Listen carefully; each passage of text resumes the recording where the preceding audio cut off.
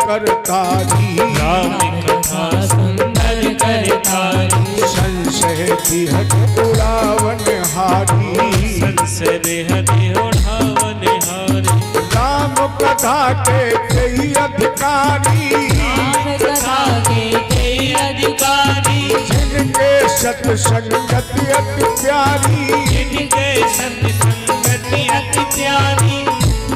जय जय राम कथा, जय श्री राम कथा, जय जय राम कथा, जय श्री राम कथा। जिसको श्रवण कर कट जाती है, जिसको श्रवण कर कट जाती है, जन्म जन्म की व्यथा। जय जय राम कथा, जय श्री राम कथा, जय राम कथा, जय श्री राम कथा, जय राम कथा, जय श्री राम कथा, जय जय राम कथा, जय श्री राम कथा, जय श्री राम कथा, जय श्री राम कथा। जय जय राम कथा कि जय श्री राम कथा। श्रवण से कट जाती है, एक दो जन्म की नहीं, जिसके श्रवण से कट जाती है जन्म जन्म की व्यथा। जय जय राम कथा। लेकिन अब मिलती किसे है? राम कथा के कई अधिकारी, और जिनके सत्संगत अति प्यारी, जिन्हें सत्संग प्यारा है। ये सत्संगियों को ही तो मिलती है अमृत से बढ़कर। चलिए इस विषय में कथा। एक बार नारद जी भ्रमण करते हुए जा रहे थे, अन्य तीर्थों का दर्शन किया, वृंदावन में पहुंचे, एक विचित्र दृश्य देखा। एक महिला युवा, जंघों पर दो बच्चे, उम्र बच्चों की है, स्थिति वृद्धों की है। तो इस स्त्री ने कहा, बाबा एक क्षण ठहर जाओ। भोवो साधो क्षणम तिष्ठ, मचिंता मपनाशय दर्शनम तवलोकस्य सर्वदा घरम परम। तो नारद जी ने पूछा, देवी तुम हो कौन? बद देवी सविस्तारम शस्य दुःखस्य कारणम। अपने दुख का कारण बताओ।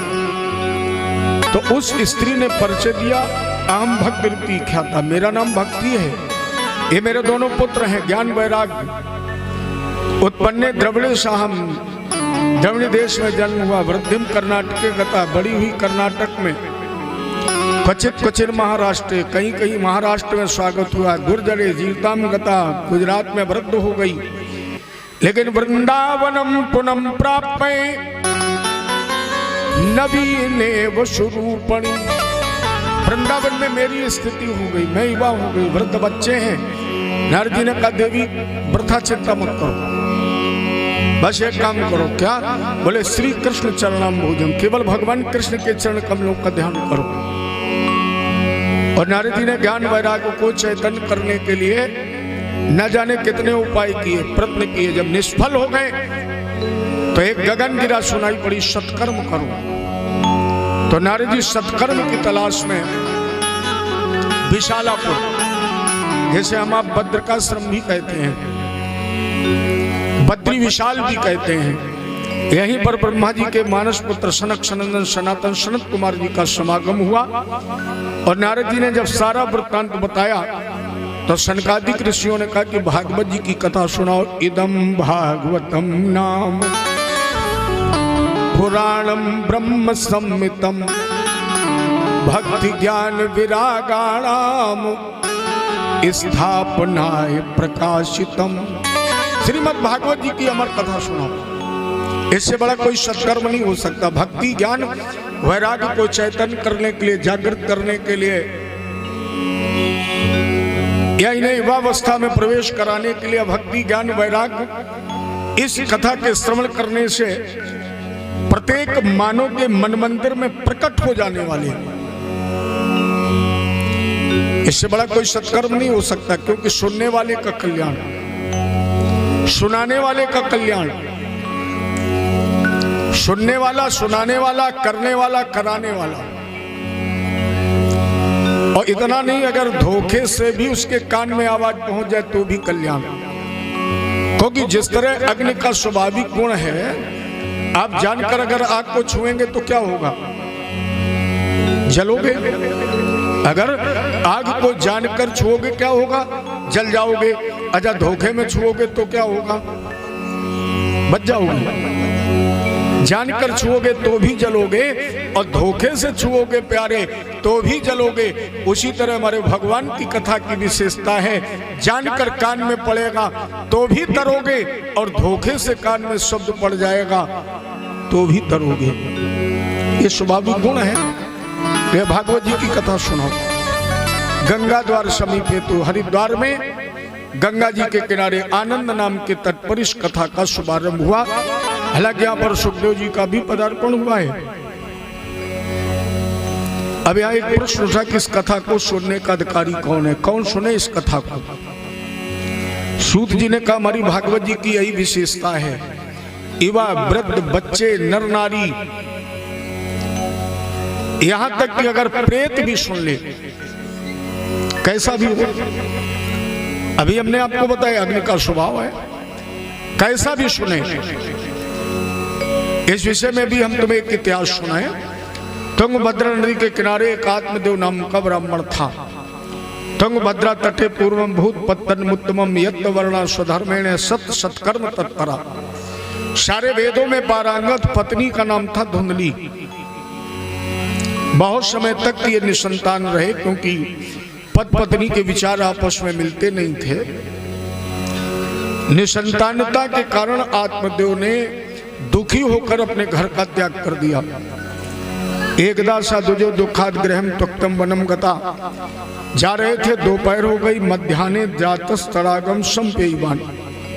एक तालाब के किनारे पहुंचे, अंजलि में जल लिया, पीने का उपक्रम किया। माने जल पीने जा रहे थे, हृदय में उस समय अपने आप पुत्र मोह पैदा हो गया।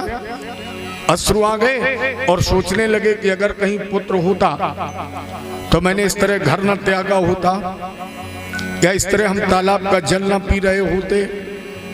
अच्छा, आत्मदेव ये भूल गए, उन लोगों से पूछो जिनके बच्चे हैं उन्हें पानी मिल रहा है।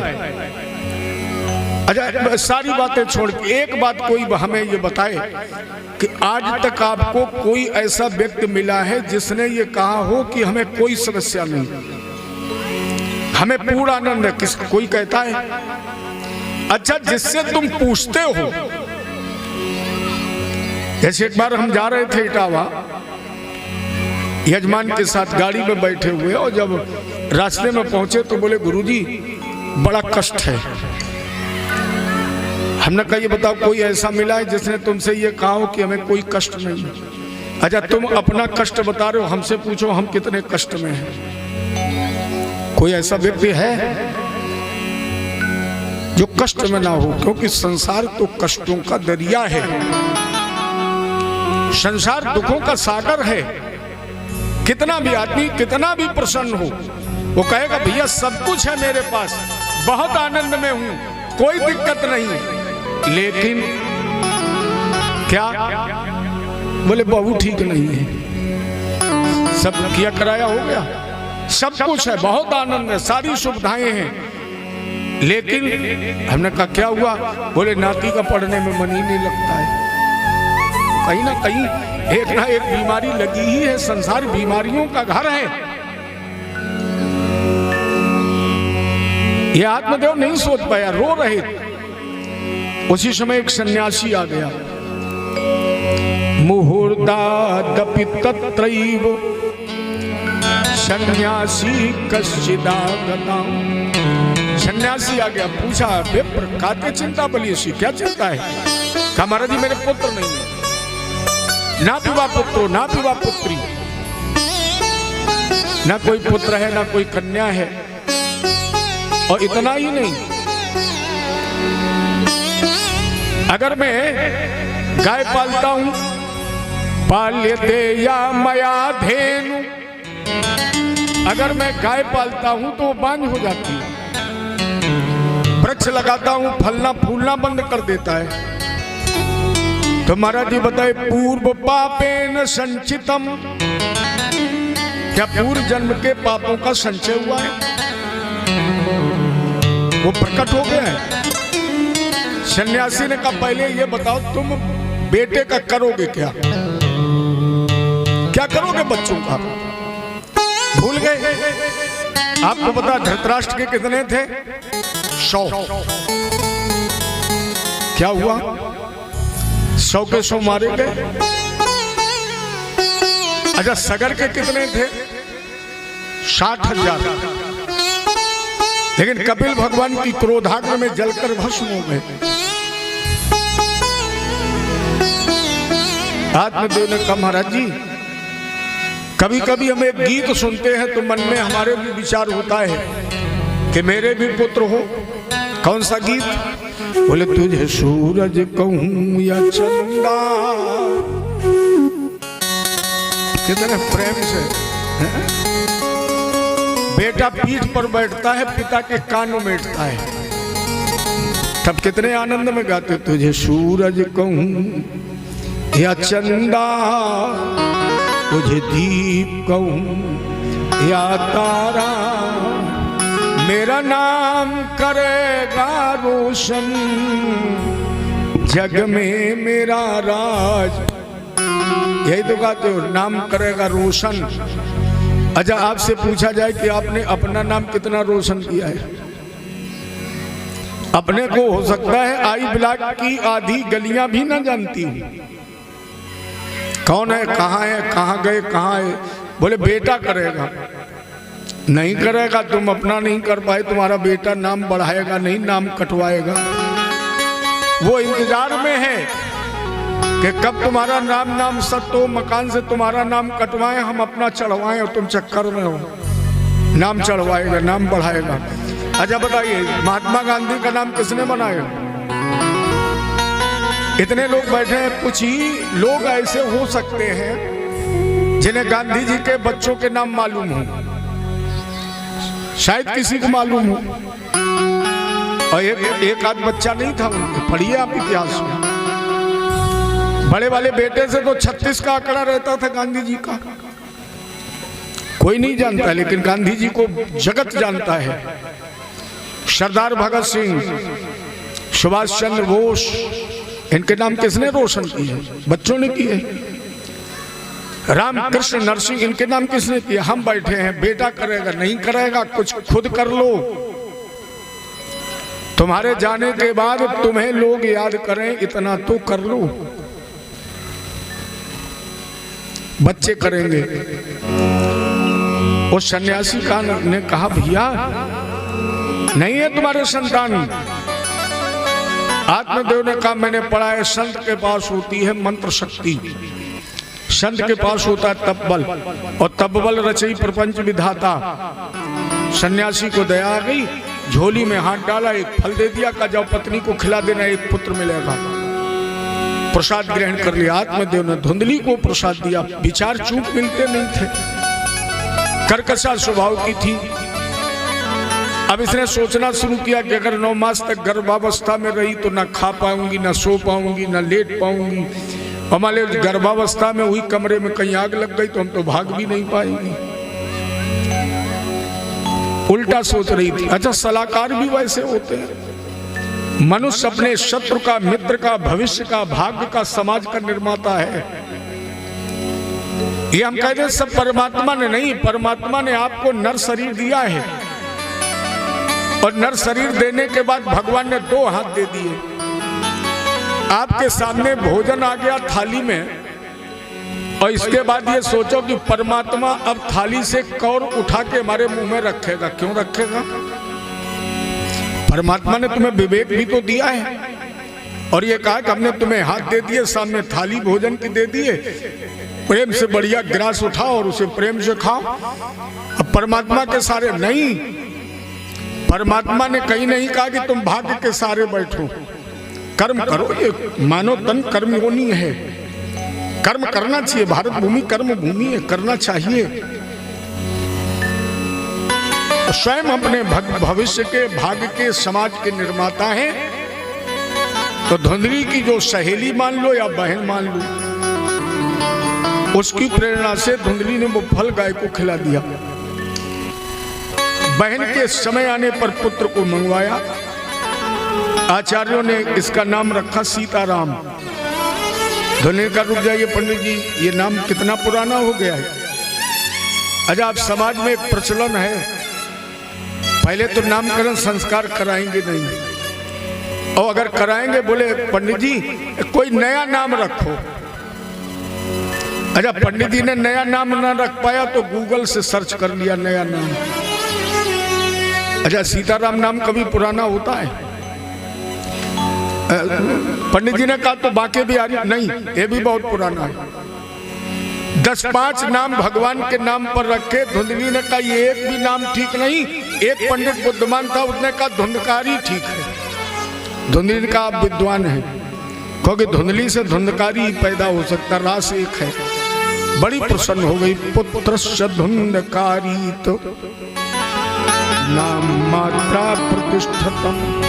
विद्वानों ने धुंधकारी नाम रख दिया। बड़ा हुआ 3 महीने का, त्रमासे निर्गथे साथ 3 महीने का हुआ तो उस गाय ने भी उस संत के फल से, प्रसाद से, फल से एक बच्चे का जन्म हुआ। सारा शरीर मानव का था, कान गाय के थे। ये विद्वानों ने इसका नाम रख दिया गोकर्ण। गोकर्णा पंडितो ज्ञानी धुंधकारी मां खला, खल वाले दुष्ट होता है। आत्मदेव ने इस पुत्र के कारण अपने ग्रह का त्याग कर दिया। गोकर्ण के उपदेश से गोकर्ण ने कहा पिताजी देह अस्थि मास रुद्रे अभिमत त्वजतम और जाया सुताद्य सुममथा विमंचई। पिताजी ये शरीर तो रक्त मांस मज्जा त्वचा हड्डियों का बना हुआ ये पिंजड़ा है। आत्मदेव ने ग्रह त्याग दिया। धुंधकारी ने शराब जुआ वेश्यागमन सारा धन नष्ट हुआ। अपनी मां को लातों से पीटा, कुएं में धुंधली कूद गई, प्राण त्याग दिया। एक राजा के यहाँ चोरी की तो वेश्याओं ने इसे भोजन कराने के बाद बांधा, इसे भी पीट कर मार दिया। गोकर्ण ने अपने माता पिता भाई के लिए गया जी में जाकर श्राद्ध किया और श्राद्ध करने के बाद अपने महल में आकर सो रहे थे। निशी थे दर्शयामास महारौद्रम तरम बपु। अचानक आंख खुल गई, भिन्न भिन्न रूप दिखाई पड़ने लगे। गोकर्ण ने प्रश्न किया कौन हो तुम? किम्बा प्रेत पिशाचो वा राक्षसो शीत संसना। प्रेत हो, पिशाच हो, राक्षस हो, कौन हो तुम? आवाज आई अहम भ्राता, मैं तुम्हारा भाई हूं। अहम भ्राता त्वदीयोस्मि धुंधकारी नामता। धुंधकारी प्रेत योनि में एक सुई की नोक के बराबर मुख है। भूखा प्यासा तड़प रहा हूं। गोकर्ण ने कहा तुम्हारे लिए तुमने गया में श्राद्ध किया है, तर्पण किया। धुंधकारी ने कहा गया श्राद्ध सतय नपि। 1-2 बार नहीं, सैकड़ों बार भी पिंडदान करें, मेरा कल्याण नहीं होगा। कहा तो हम उद्धार का दूसरे दिन तुम्हारे कोई उपाय निकालेंगे। रात विश्राम किया। सुबह जैसे भगवान प्राची दृश्य में प्रकट हुए, गोकर्ण ने स्तंभन मंत्र पढ़ करके जल छोड़ा। गोकर्णा